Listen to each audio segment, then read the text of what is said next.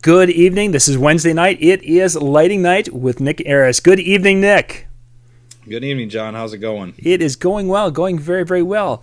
It's great to have you back. We've got a couple of cool things to talk about tonight. Pretty excited. Mm-hmm. Yeah.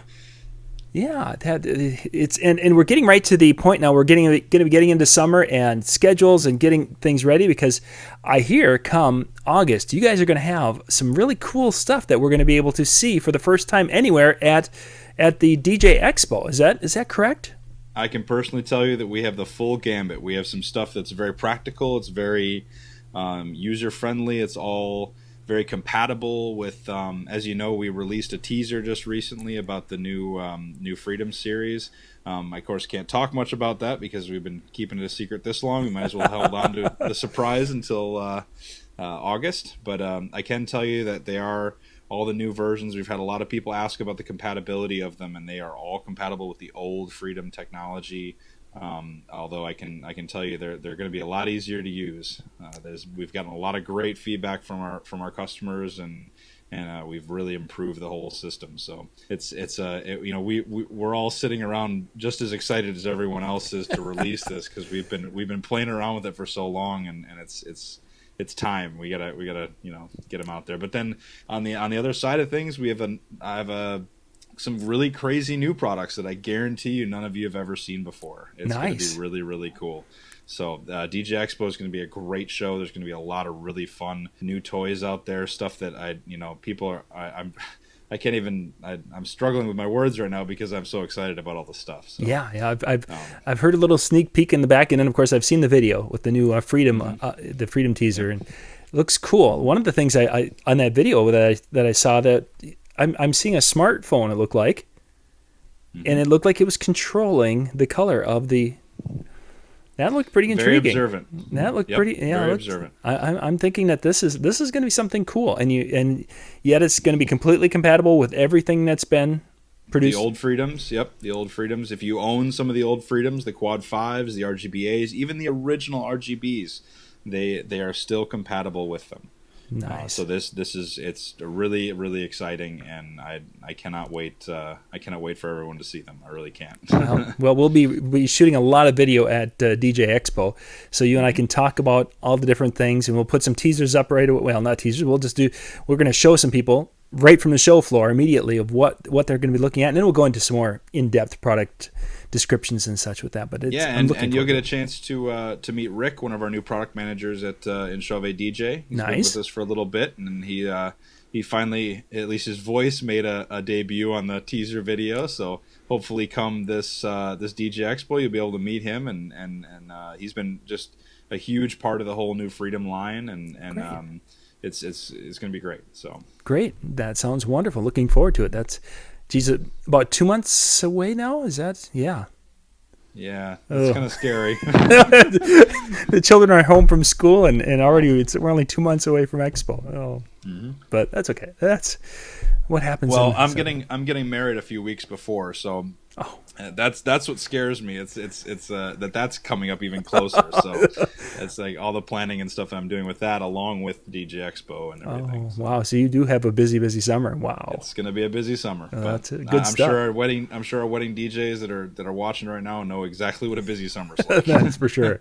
Oh, that they do. Well, let's get into our topics tonight. We were going to talk about, because I've had some people asking about foggers, and of course foggers are starting to make a comeback, I think, in many light shows, because people have gotten, whether it's variances or whatever they needed to shut the alarm systems off in some buildings, and then of course you go into outdoor production. I mean, myself, I think I've got 4 or 5 different events under tents this year, which generally, 1 or 2. So I'm thinking there's more opportunity. So as someone who's got foggers, maintenance is a huge issue because you want those to last. So let's talk about that a little bit. So I've got a fogger. What do I do? Well, okay. So there's right now there's a lot of people transitioning from that prom, high school party type wedding, not wedding, but so much big high school parties where they can use foggers in gymnasiums and things like that. But in in the actual wedding DJs or the actual weddings that they DJ for, they can't use foggers at sometimes. Sometimes, I mean, as you say, they're becoming more common, but it's still some place that guys don't use it. So they're probably going to store these things until, come Halloween, when they're not going to need them this whole summer until the Halloween parties start creeping up and whatever. So first I wanted to talk about storage. Okay. So one of the big misconceptions with foggers is that you want to store them empty, dry, nothing in them whatsoever. That's actually not true. It's better to store a fogger with a little bit of fluid in it, just a little bit in the pump itself. Now, I'm speaking of high quality fluids. I can't speak for other brands of fluids that are out there because I know Chauvet fluid's the best, of course, because that's what we do. But there are some other high quality fluids out there that you want to make sure you buy and use, because a fogger itself, the key component to it is heat and pressure. And that heat is actually the most important thing. The pressure is important, but in reality, the heat is what really gets you. Okay. Because that perfect balance of the fluid's vaporization point and the heater's temperature make that fog nice and come out and cause less errors with your fogger or hazer for in this example too. Uh-huh. So what can happen is that if you use, like for instance, with Chauvet foggers and hazers, we recommend you always use Chauvet fluids because that we have figured out the exact vaporization point that heater vaporizes that fluid at. So there's none left over. There's none, gelling on the inside of the line or anything like that. It's just clean. It burns. It shoots out. Okay, which nice. is great. That's what you want. Oh yeah. And I recommend the same thing for any manufacturer's foggers. They have also probably put in countless hours testing these things and making sure that they work at that specific temperature. So there you go. But that's one of the biggest things that causes a lot of the problems in foggers. But so when you put it away, you want to make sure that there's a little bit of that fluid left over in the pump to keep it lubricated. Because if it dries up, you'll get dry lock on the inside of the pump, and it may not even work when you go to start it up. Oh, wow. Our biggest time for servicing foggers is right before Halloween, probably around August and September, is because everyone takes their foggers out, they try them out. Oh, no, it doesn't work. And they send them in to get them fixed. And unfortunately, there's two things that happen here. Either one, they're not using the correct fluid, which can happen, and the fluid will actually gel up on the inside of the pump and completely block it, which is not good. The other thing that can happen is that there's sometimes dirt or stuff clogged in the line that may block the whole thing out, or even just some over a long period of use, generally what we say about 40 hours, there's a little like white kind of like powder or like particulate kind of forming on the inside of the lines that will actually block up the pump or go back from the actual heater into the pump and block it up. Okay. There's a lot of things that can happen, and it's really important to clean that out. So if you're going to go through steps at the end of the year, or even I like to say every 40 gigs or every 40 hours. Okay. So granted, 40 hours of use, excuse me. And that's 40 hours of use is more important for hazers because they generally run all night or they run the entire event. Yep. Whereas foggers, you're hitting the button every now and again, whenever you want it. So with foggers, I like to say every 40 events. And with hazers, I like to say every 40 hours. I mean, they kind of cross, though. You can either way. Sure. But if you're using a hazer at an event that's 10 hours long, it's going to be burning through a lot more fluid and also, get a lot dirtier a lot quicker. Yeah. So we actually sell a product called FCQ. It's a fog cleaner that you can actually run through your fogger or hazer. And we recommend that if it's like if it's a bigger fogger, a bigger hazer, you can run through about half the bottle itself every 40 times that you do it. So my background just turned blue. Sorry. That's why I turned all bright colors here. So we recommend that you use a cleaner like that to clean out your fogger every 40 shows or 40 hours. Okay. Now some guys, they like to use water and vinegar, and it works, but if you don't use distilled water, it can really screw up your fogger. Right. And if you don't use a good like like white vinegar, like a really pure vinegar, you can actually get other particulate in the vinegar that can just destroy your fogger. So sometimes it's just easier to use our FCQ because it's already a clean formula. It's calculated to work with our stuff. It's great. And so you put that in. You can actually pull a little wick out of your fog tank and just drop it right into the bottle, and then just run your fogger constantly. And it'll sit there and run and run and run until you basically see either you run through about half the tank, or you have nothing coming out. Like there's no the white fog or no colored fog coming out the front. You'll hear it shooting, but there won't be anything actually coming out. And that means that it's completely cleaned. It's just blasted all the stuff out of the way, and you're in good shape. So literally. So I mean, I'm hearing, but I'm not seeing anything. It's like just moving air in essence. Yeah, basically what it is it's the fog cleaner is actually specifically like set up to go through that heater and evaporate, but not create any fog when it comes out if it's clean. If it's not clean, it's actually dislodging all that junk that's caught inside the heater. You know, the stuff, if you use it for too long a period, it'll actually get caked on the inside of that heater. And if you don't clean it enough, it'll just get completely clogged up and eventually stop working. Okay. And what can happen a lot of the time too is if it gets too caked, it'll actually spit fluid out the front of it. And that's because the fog fluid, as it's going through that little tube through the heater, it doesn't have enough, it doesn't get enough heat to actually vaporize it. And that, again, cleaning your fogger or hazer will really help that the efficiency of it coming out will be a lot better. So you have to make sure that when you use the cleaner, watch the output, and you'll see right when it first starts going out, there'll be all kinds of white stuff shooting out, like looking like fog, but it's actually a little particulate of fog. And so you normally want to do this like out back in your garage or someplace you don't mind it kind of spraying out a little bit. Like I used to do it at my old garage. I'd shoot it out the back of the door just leave it there as it's running. It would go and go and go. I mean, to me, I'm overprotective with my foggers and my hazers because I really consider them investment. I'll buy one of those little tanks, which is a half gallon, and I'll burn through the whole thing. I'll just make sure that it's clean 100%. But I'm one of those people that I have to have it 100% clean so that when I go out to a gig, I know that it's going to be performing at its maximum efficiency. Sure. Although, in all honesty, most of the time, if you're doing that regular 40 days, 40 hours thing, it's just burning through a half tank of it would be more than enough. It just depends on how dirty the fogger is and what fluid you're using. If you're using another fluid or one that's not specifically made to work with that heater, there may be more caking on the inside of it, so you have to clean it clean it a lot more. Yeah. So, but then again, when you're done cleaning it, and if you're putting it away for storage, if you're just going to go back and use it, just drop the wick right back into the tank, and you're good. And you can I would just run a little tiny bit of fluid right through it just to lubricate the pump, and then you're good. But if you're putting it away for storage, you want to drain the tank, make sure there's no fluid left in the tank, and then have like I like to take a little styrofoam cup, like, just a coffee mug or something, and just put a little tiny bit of fluid in there, and then drop the wick from the fogger into that little cup, put it through, and then as soon as it shoots out some fog, shut it off. Just kill the power on it, just shut it right off. And that way you've got a fluid line going through the whole length of the fogger, but it's all fresh fluid, it's all very clean.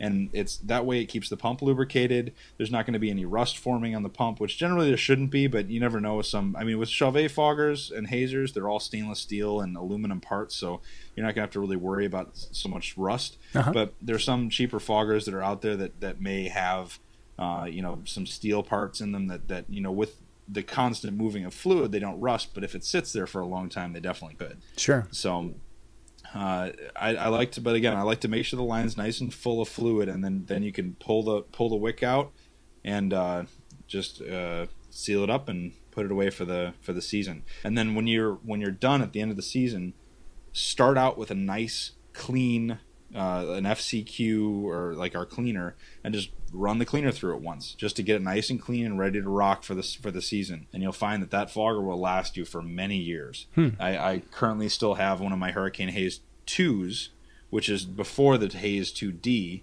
And that thing is almost 4 years old, and I've never had to replace anything in it. It's great. Wow. So it's just a matter of taking care of the products and really, maintaining them the way that they should be, and they're great. And this is all, in case anyone forgets this or they want to remember this or whatever, this is all outlined in our manuals, or you can call customer service at Chauvet and they will walk you through this whole process. Sure. So now, does that process vary depending upon the size of the fogger or hazer? I mean, if you have a smaller or bigger, or is it pretty the same? It's pretty much the same. If you have something like a Hurricane 700, which has like a 700 watt heater in it, little small guy, that you don't need to necessarily clean it as much. And by much, I mean you don't need to run fluid through it quite as much, because there's not as much tubing that's going through the actual heater. Although it's a minuscule difference. In reality, you're really going to be cleaning most of them all about the same way. I also have an 1800 Flex, which is a really big high output fogger, and that one, I mean, I'll run that thing to clean it like probably 30 minutes just to burn through that whole bottle of fluid, and it'll be clean by the end, but it takes a little while to get it through there, whereas if I had a little 700 or something, or like the 700 watt heater that's in my H-Haze 2, that one, it doesn't take quite as long to heat to clean, but there's a lot more tubing in there, so sometimes it takes a little bit to push everything through, but it doesn't take like a half hour to clean it. It takes like 10 minutes. Okay. So it just depends. You can really, the thing you want to watch for is what's coming out the front of the fogger, the hazer. If it's clear and it's just shooting out vapor, there's nothing coming out like looking like fog, you're good. That means it's nice and clean. Whereas if it's still shooting stuff, then it's obviously needs to be cleaned a little more, So sure. That's the one thing you want to kind of look for. Sure. Now let's say something unfortunate happens and we get some debris in the tank. Say we were going to be filling it up and we got some dirt or something like that. How does a person clean the tank on the? What can you put in there to do, or what?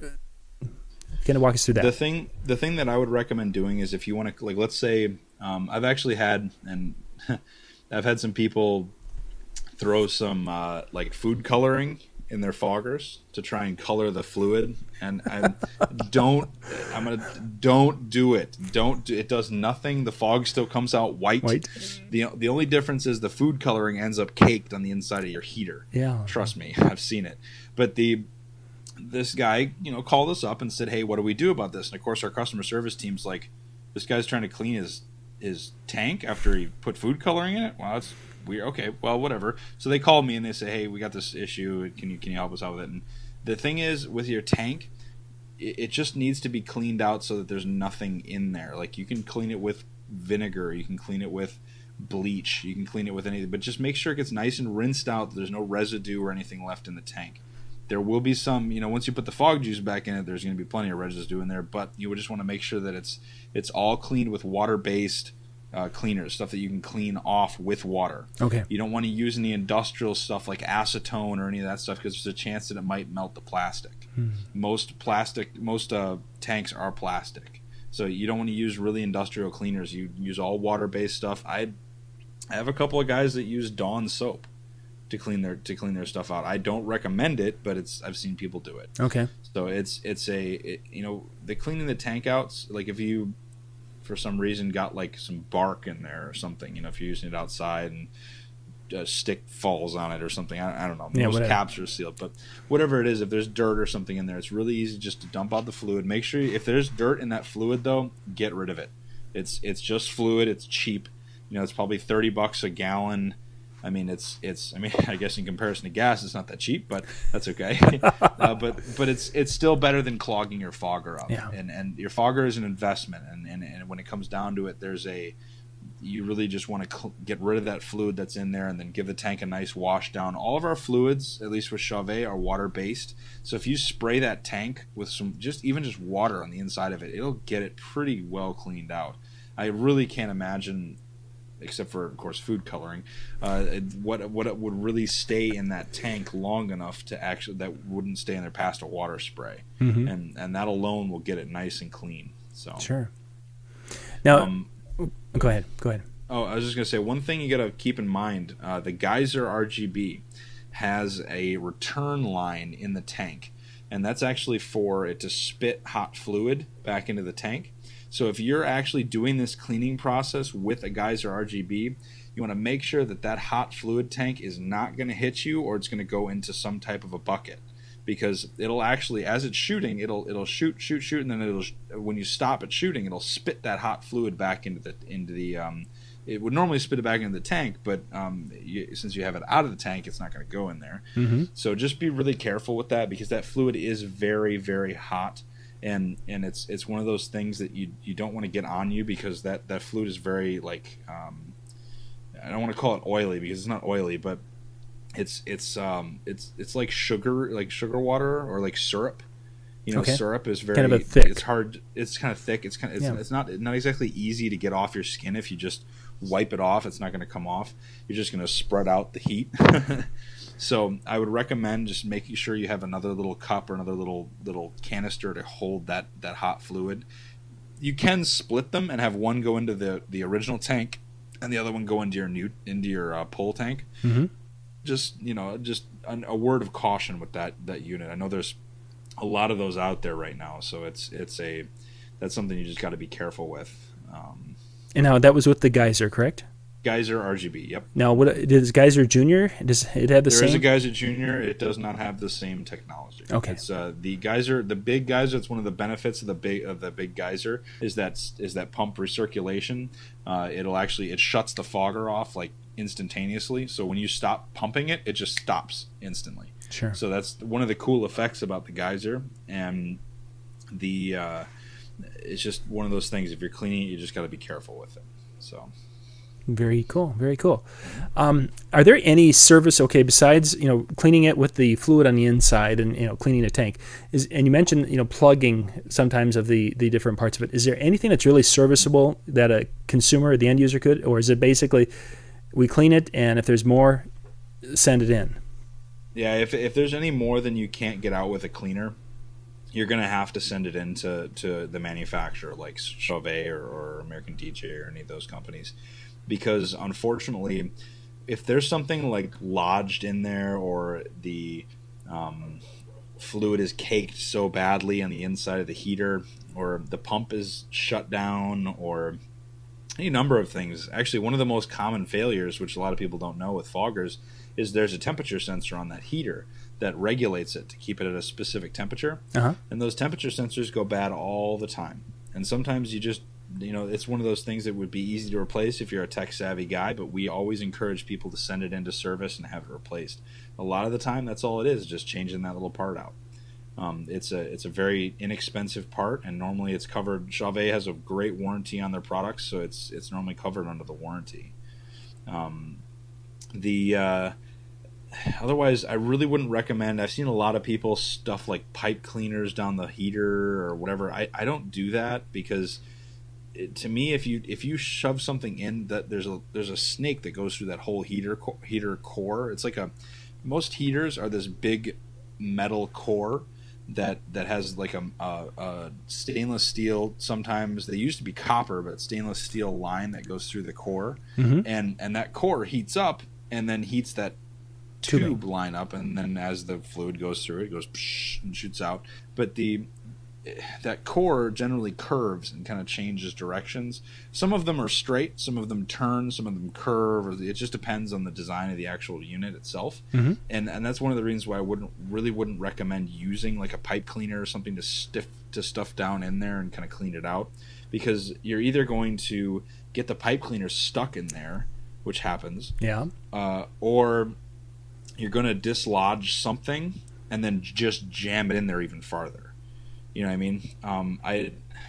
I'll be honest. When I was, let's see, the Hurricane 1050, I think it was back in like late 2000s or something like that. When I had that fogger, I was like, oh, this is a straight tube. I should be able to just clean this thing out. This is ridiculous. So I jammed a pipe cleaner in there trying to get it out, and I couldn't get anything out. It was completely empty, and there's nothing in there. So I thought it was fine.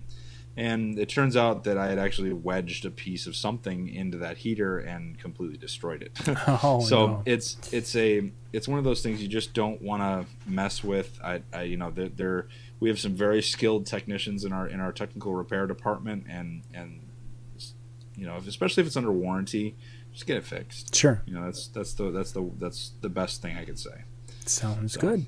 Mm-hmm. Sounds great. Wow, a lot of and I've used foggers and done some cleaning, but you had some things I didn't know, so that was very good. Great stuff. Cool. Well, do you want to see some cool toys? Let's do that. I want to check out. Now, you were talking a little bit before we went on live tonight about a light that's really, really kind of impressive. Let's take a look at that. Okay, so this light, we released it about 2 years ago, and it really hasn't taken off. Sometimes we have products that just don't do well, or whatever. They don't really take off with the grand audience. So sometimes we reduce prices on stuff like that. So if you're so inclined, go look at it. If you remember the price of this product beforehand, it was much, much higher, and now it's more than half the price of what it was. This right here is the Colorbar SMD. That's even making me look small right now. Yeah, that is. But what this is actually a linear strip light, but it has, forgive me, but I have to look at this one, is 648 SMD LEDs. And these are RGB SMD LEDs. Now, SMD stands for Surface Mount Device. And what's the surface mount about this is actually right up here. Now I'm going to come in as close as I possibly can to my phone camera. Yep. Each of these individual LEDs are actually mounted on a circuit board. Yeah, and they're all right along there. And there's like I said, there's 648 of them, which is just a ton. And these are RGB LEDs, so they can create full colors. They do, they're just like a larger RGB LED. Mm-hmm. They can make, I can't remember the exact number, but it's something million colors. But the cool thing about this one is because there are so many of them, that this actually creates a very wide, very even color throw. It's got 8 different zones of control, so if you're into pixel mapping, this is a great fixture for that. And because these are actually little tiny tricolor LEDs, the color blending is perfect because there's so many of them that it makes it look perfect.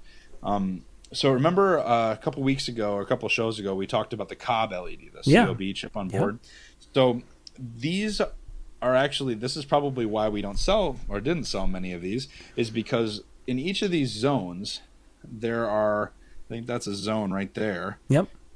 There's probably a good, let's see, there's 8. I'm sorry, I'm really bad at math. 8 divided by 648.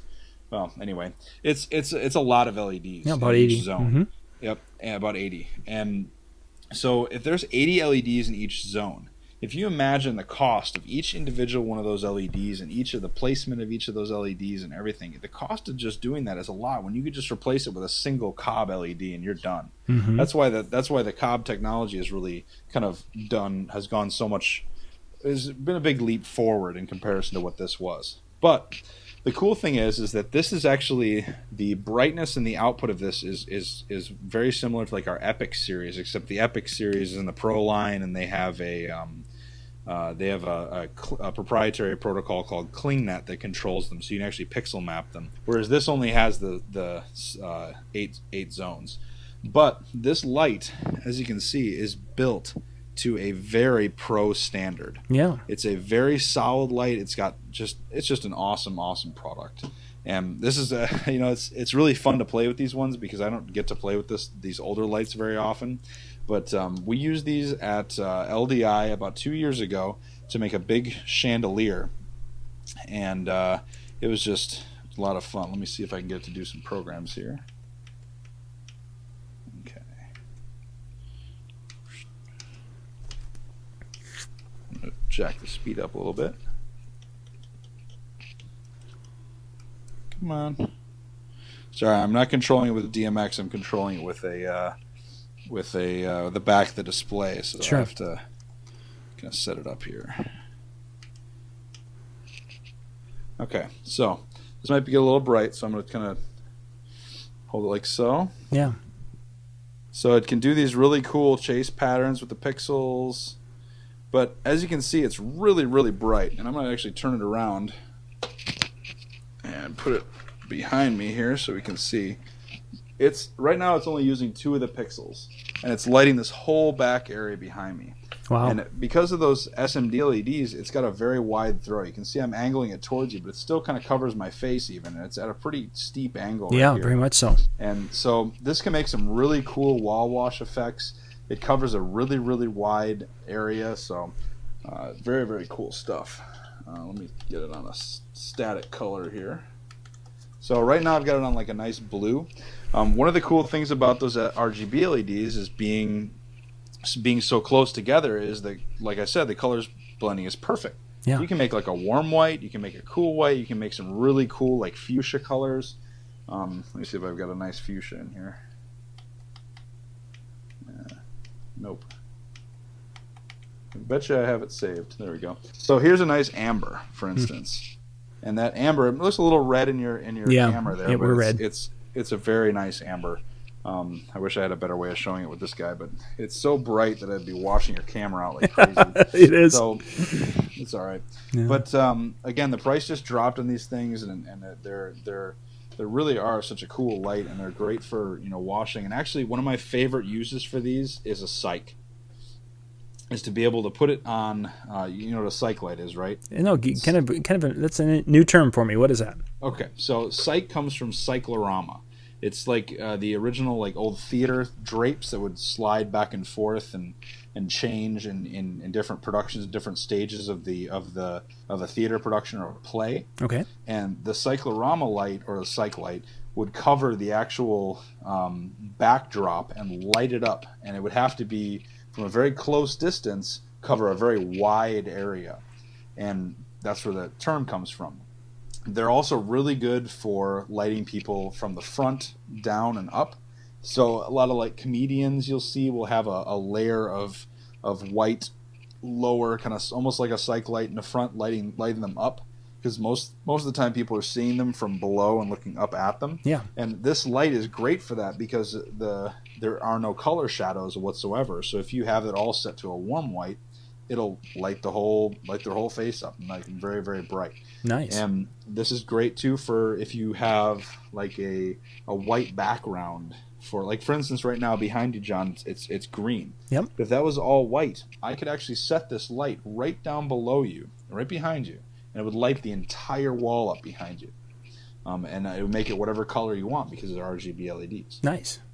Mm-hmm.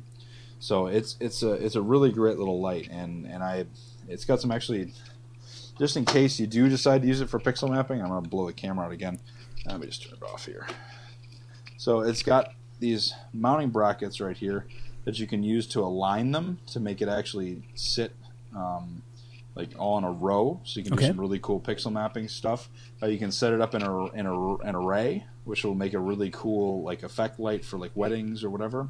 Or I mean, just to be honest, the way I just like to do it, I like to have them kind of stacked on either side of my DJ booth, and have it doing like effects or like chases and going up and down and whatnot. Just excitement lights, things that get people moving and whatever. So. And it has 5-pin and 3-pin DMX on it. I know a lot of guys use 3-pin, but there are some pro people out there that use 5-pin, and it has that on the back there as well. Again, it's built to a much higher standard when it comes to pro stuff. Now, granted, I don't want to make it seem like our DJ stuff isn't built to a high standard. It really is, but this just is it's a light that's built to be like used, really heavily used. So. Very cool. Yeah, lots of fun. Very cool. And you were saying, of course, that the price on that has fallen. So if people are interested, give their dealers a call, and they'll get them hooked up with a great deal. Oh man, it's again, we don't talk about price much on here, John, but it is an amazing deal. So yeah, great. Well, Nick, that's kind of our show for tonight. We covered our topics. I want to thank you for educating us not only on the great light there, but our fogger education has just expanded our horizons. Yeah, and if you guys have any questions, don't hesitate. Leave a message, leave a note or whatever, and we'll try and get to it next 2 weeks or whatever. Yep, 2 weeks. Yeah. Yep. Just put any questions or anything. Put them in the comment section down below the video, or you can go to our Facebook page, send us a message. Yeah, we're easy to find.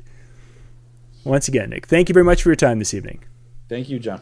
This is John Young with the Disc Jockey News and Disc Jockey News TV. Good night.